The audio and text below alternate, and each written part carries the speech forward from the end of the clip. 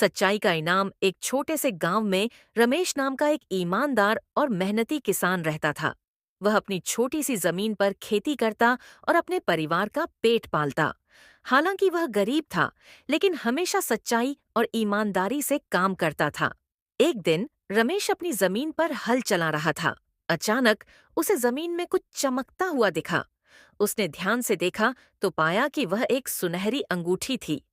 रमेश ने अंगूठी उठाई और सोचा, यह तो किसी की अमानत हो सकती है। मुझे इसे उसके असली मालिक को लौटाना चाहिए।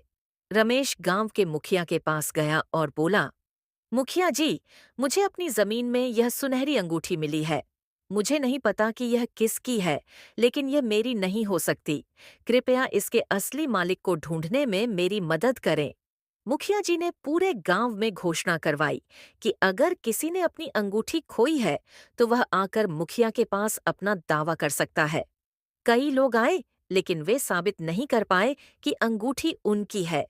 कुछ दिन बाद पास के शहर का एक व्यापारी मुखिया जी के पास आया। उसने बताया कि उसकी सुनहरी अंगूठी यात्रा के दौरान गिर गई थी। व्यापारी ने अंगूठी की पहचान के लिए उस पर खुदे हुए खास निशान बताए, जो सही निकले। मुखिया जी ने रमेश को बुलाकर कहा, यह अंगूठी इस व्यापारी की है।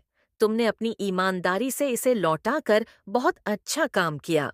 व्यापारी रमेश की सच्चाई से बहुत प्रभावित हुआ।